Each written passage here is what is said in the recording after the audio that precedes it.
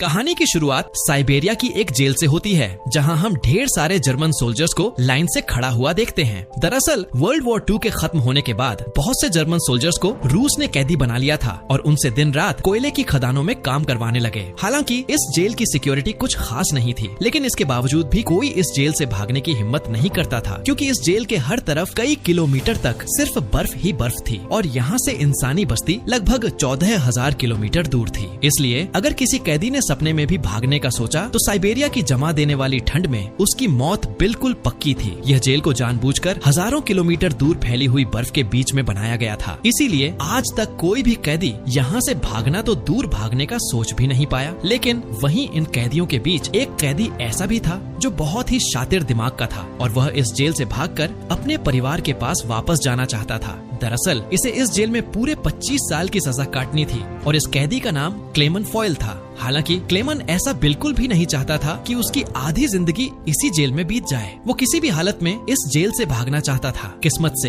एक दिन क्लेमन को भागने का मौका मिला और वह एक मालगाड़ी में फौरन बैठकर इस जेल से चोरी छिपे निकल गया। अब जेल के बाहर जब उसने खुले आसमान में सितारों को देखा तो वह खुशी से झूम उठा। अभी वह कुछ ही दूर पहुंचा था, तभी उस मालगाड़ी को रोक दिया गया और जब क्लेमन ने बाहर झांका तो एक रशियन सिपाही बंदूक ताने उसके सामने खड़ा था। बदकिस्मती से क्लेमन को पकड़ लिया गया और जेल से भागने के जुर्म में उसे एक सेल में बंद कर दिया गया। उस सेल में क्लेमन को पूरे 2 दिनों तक रखा गया। आखिरकार 2 दिन बाद उसे बाहर निकाला गया और जेल का वार्डन ने उसे कहा कि तुम्हारे साथी बेसब्री से तुम्हारा इंतजार कर रहे हैं। जैसे ही क्लेमन जेल में वापस गया तो उसके साथी लाठियां और डंडे लेकर उसका इंतजार कर रहे थे। सभी कैदी क्लेमन पर बहुत गुस्सा थे, क्योंकि क्लेमन के भागने की वजह से उन सबको पिछले 2 दिनों से खाना नहीं मिला था। अब बाकी कैदियों ने क्लेमन को देखते ही उस पर लाठी डंडे बरसाने शुरू कर दिए, जिससे क्लेमन बुरी तरह से जख्मी हो गया और फिर उसे जेल के हॉस्पिटल में एडमिट करना पड़ा। इस जेल का डॉक्टर भी एक जर्मन कैदी था। होश में आते ही क्लेमन ने डॉक्टर से कहा, मैं एक बार फिर से जेल से भागना चाहता हूँ और मुझे आपकी मदद चाहिए। डॉक्टर क्लेमन का जज्बा देखकर दंग रह गया। डॉक्टर ने उसे समझाया कि इस जेल से जिंदा भाग पाना नामुमकिन है और अगर तुम किसी तरह यहाँ से निकल भी गए तो बाहर की जमा देने वाली सर्दी में वापस नहीं लौटोगे। लेकिन सच यह भी है कि यहाँ रहोगे तब भी तुम्हारी मौत पक्की है, क्योंकि तुम जिस कोयले की खानों में काम करते हो वहाँ अत्यधिक मात्रा में कार्बन है, जो हवा के माध्यम से तुम्हारे शरीर में प्रवेश कर जाता है, जिससे कैंसर जैसी गंभीर बीमारियां होती हैं। इसी वजह से डॉक्टर ने क्लेमन को सलाह दी कि तुम्हें इस जेल से अंतिम बार निकलने का कोशिश जरूर करनी चाहिए। इसके बाद डॉक्टर ने क्लेमन को अपने सारे गर्म कपड़े, जूते और जरूरत का सारी चीजें दे दी। साथ ही उसने यह भी बताया कि रूसी सैनिक अपना भोजन रेलवे लाइन के पास छुपा कर रखते हैं। जाते जाते उसने क्लेमन को एक बंदूक भी दी ताकि वह अपनी हिफाजत कर सके।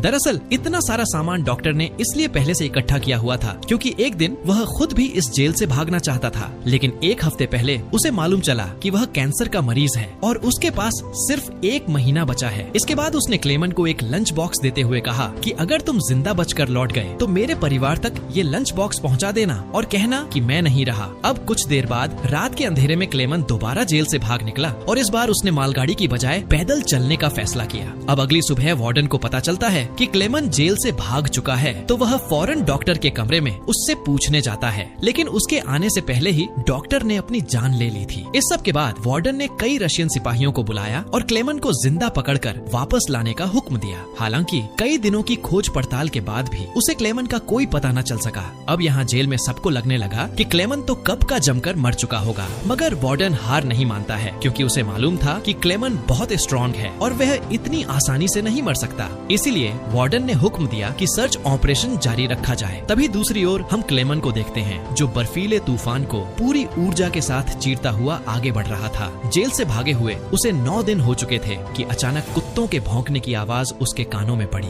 पलटकर देखने पर उसने पाया कि एक स्लेज तेजी से उसकी ओर आ रही है। इससे पहले कि वह बचने के लिए कुछ कर पाता, स्लेज उसके ऊपर से गुजरती हुई आगे निकल गई। इसी पल क्लेमन की आंख खुली और उसे पता चला कि यह सब केवल एक सपना था। दरअसल पैदल चलते चलते क्लेमन को 9 दिन बीत चुके थे और उसका सारा खाना खत्म हो गया था। भूख और थकान से उसका बुरा हाल था। आगे बढ़ना लगभग नामुमकिन लग रहा था, मगर क्लेमन ने हार नहीं मानी और जैसे तैसे चलता रहा। कुछ और दिनों बाद उसके शरीर ने भी साथ देना छोड़ दिया और वह भूख के मारे बेहोश हो गया। कई घंटे बाद जब उसे होश आया तो उसने अपने आसपास एक अजीब सी आवाज सुनी। तभी क्लेमन की नजर एक सील पर पड़ी और उसे देखते ही उसकी आंखों में चमक आ गई। उसने तुरंत अपनी बंदूक निकाली और पूरी ताकत लगाकर निशाना साधने की कोशिश की, पर थकान और कमजोरी के कारण उसका निशाना चूक गया और सील वहाँ से भागने लगी। कई दिनों बाद क्लेमन को जिंदा रहने की एक छोटी सी उम्मीद मिली थी, जिसे वो अपने हाथों से जाने नहीं देना चाहता था। क्लेमन तुरंत उसके पीछे भागा। जैसे ही वह गोली चलाने वाला था, सील एक चट्टान के पीछे जा छिपी। इससे पहले कि वह पानी में उतरती, क्लेमन ने अपनी आखिरी गोली चलाई और किस्मत से वह उसे लग गई।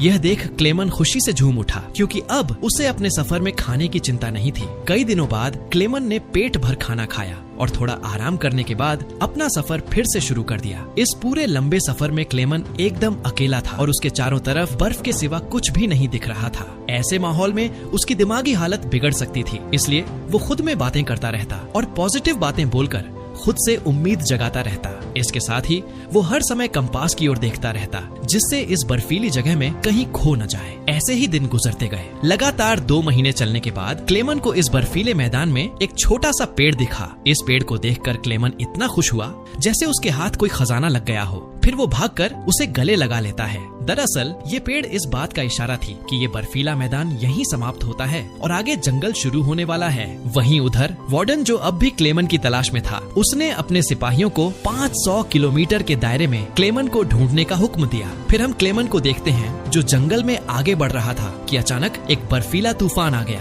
तूफान की रफ्तार से बड़े बड़े पेड़ भी जमीन से उखड़कर गिरने लगे। क्लेमन आगे बढ़ने की कोशिश करता है, तभी एक बड़ा पेड़ सीधा उस पर गिर जाता है। क्लेमन की किस्मत अच्छी थी कि 2 आदमी सोने की तलाश में वहाँ से गुजर रहे थे। उन्होंने सही समय पर उसकी जान बचा ली। उसके बाद ये तीनों एक साथ आगे बढ़े और कई दिनों के सफर के बाद बर्फीले मैदान से बाहर निकल गए। रास्ते में उन्हें एक नदी मिली, जिसे पार करने के लिए उन्होंने लकड़ी की एक नाव बनाई। लेकिन इसी बीच नदी का बहाव तेज हो गया और नाव काबू से बाहर होने लगी। ऐसे में उनके एक साथी अपना बैलेंस खो बैठा और सीधा पानी में जा गिरा। यह देखते ही क्लेमन ने फौरन पानी में छलांग लगाई और किसी तरह उस आदमी को किनारे तक घसीटकर उसकी जान बचाई। दूसरी तरफ उनका दूसरा साथी उन दोनों को वहीं छोड़ देता है और अकेला आगे बढ़ने लगता है और लालच के मारे उसने अपने दोस्त का सोना भी खुद के पास रख लिया। थोड़ी देर बाद जब क्लेमन और दूसरा आदमी टेंट तक पहुँचे तो उस आदमी को अपने दोस्त पर बहुत गुस्सा आया और उसने गुस्से में उसे गोली मार दी। उसके बाद क्लेमन और वह आदमी ने सारा सामान उठाया और अपना सफर जारी रखा। वे दोनों कई महीनों तक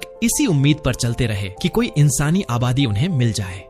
पर फिर से सर्दियों के कारण और हर तरफ के जंगल बर्फ की सफेद चादर में छिप गए। उस आदमी ने जो सामान उठाया था वह काफी भारी था, इसलिए उसे बर्फ में चलने में दिक्कत हो रही थी। यह देखकर क्लेमन ने उसका बोझ हल्का करने की कोशिश की और कहा कि कुछ देर के लिए अपना सामान उसे दे दे। लेकिन यहीं पर उस आदमी को शक हुआ कि शायद क्लेमन भी उसका सोना चुराना चाहता है, इसलिए उसने क्लेमन पर हमला कर उसे नीचे धकेल दिया, जिससे क्लेमन बेहोश हो गया। थोड़ी देर बाद जब क्लेमन को होश आया तो उसने देखा कि भेड़ियों का एक झुंड उसकी तरफ बढ़ रहा था। अपनी जान बचाने के लिए क्लेमन एक पेड़ पर चढ़ने लगा, पर चढ़ते चढ़ते एक भेड़िए ने उसका पांव पकड़ लिया। बदकिस्मती से पेड़ कमजोर निकला और बीच से टूट गया, जिससे क्लेमन नीचे गिर पड़ा। अब क्लेमन को लगा कि उसका अंत करीब है। तभी अचानक गोली चलने की आवाज आई।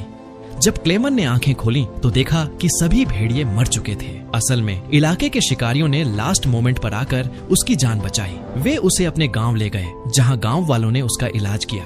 बरसों की मशक्कत के बाद क्लेमन आखिरकार एक इंसानी आबादी तक पहुंच चुका था। वो कई दिनों तक उस गांव में रुका, जहां लोगों ने उसकी खूब खातिरदारी। एक दिन गांव में एक लेटर आया। ये लेटर किसी और ने नहीं बल्कि वार्डन ने भिजवाया था। उसमें लिखा था कि एक जर्मन फौजी हमारी जेल से भाग गया है और अगर किसी ने उसकी मदद की तो उसे भी मारा जाएगा। यह देखकर क्लेमन ने गांव छोड़ने का फैसला किया, क्योंकि अगर वह वहां से नहीं जाता तो वार्डन उन गांव वालों को भी सजा देता। जाने से पहले गांव के लोगों ने उसे खाना पानी के साथ एक शिकारी कुत्ता दिया।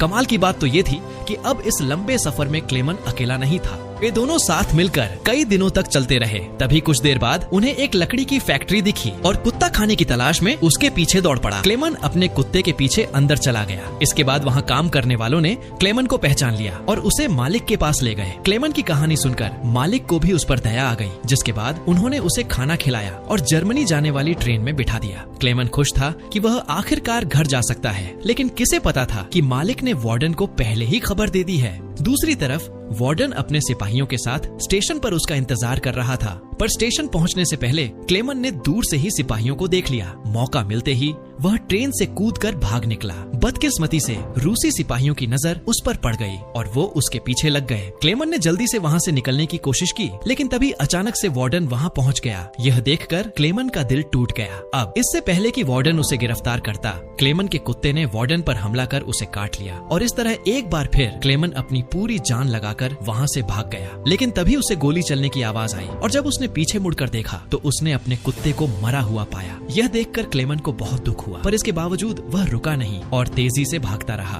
फिर वह एक ब्रिज के नीचे से गुजर रही ट्रेन के ऊपर कूदकर वहाँ से बचकर निकल गया। इससे पहले कि वार्डन कुछ कर पाता, क्लेमन बहुत दूर निकल चुका था। ऐसे ही दिन बीतते गए, लेकिन क्लेमन ने हार नहीं मानी। अब साल 1952 आ जाता है और क्लेमन को जेल से भागे पूरे 7 साल बीत चुके थे। इस समय क्लेमन सेंट्रल एशिया में था और एक गांव के मेले में घूम रहा था। उस मेले में खाने पीने की कई चीजें बिक रही थी। वहीं खड़े क्लेमन को बहुत भूख लगी होती है, पर उसकी जेब खाली थी, इसलिए वह दिल पर पत्थर रखकर आगे बढ़ने लगता है। तभी उसकी निगाह मेले में मौजूद 2 लड़कियों पर पड़ी जो वहाँ पैनकेक बेच रही थी। क्लेमन का दिल तो पैनकेक खाने को कर रहा था, मगर उसकी जेब में एक भी सिक्का नहीं था, इसलिए वह मायूस होकर आगे बढ़ गया। मगर जैसे ही वह जाने लगा, उनमें से एक लड़की को उस पर दया आ गई और उसने पैनकेक का एक टुकड़ा तोड़कर क्लेमन की तरफ बढ़ा दिया। शुरू में तो क्लेमन थोड़ा झिझका, लेकिन फिर उसने पैनकेक ले लिया और उसे खा लिया। उधर मेले में मौजूद एक जूश शख्स ने यह सारा मंजर देखा। इसके थोड़ी देर बाद क्लेमन चर्च में पहुंचा और पीछे पीछे वह शख्स भी वहां आ पहुंचा।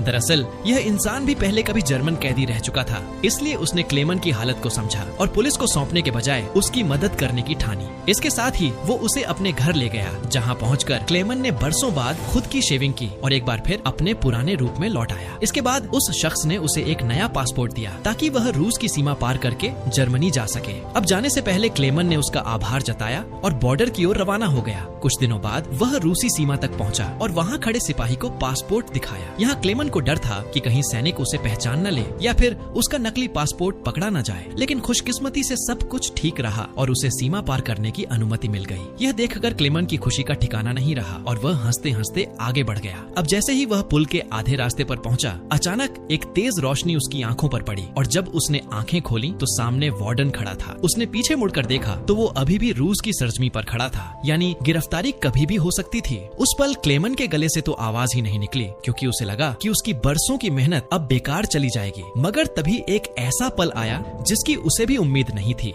वार्डन ने बिना कुछ कहे रास्ता छोड़ दिया और क्लेमन को आगे जाने दिया। अब पहले तो क्लेमन को यकीन नहीं हुआ, लेकिन जब यकीन हुआ तो वो कांपते हुए कदमों से आगे बढ़ गया। दरअसल वार्डन उसकी हिम्मत और जिंदा रहने की लगन से बेहद प्रभावित हुआ था, इसलिए उसने उसे पकड़ने के बजाय रिहा कर दिया। इसके बाद क्लेमन ने वो बॉर्डर पार किया और आखिरकार जर्मनी पहुँच गया।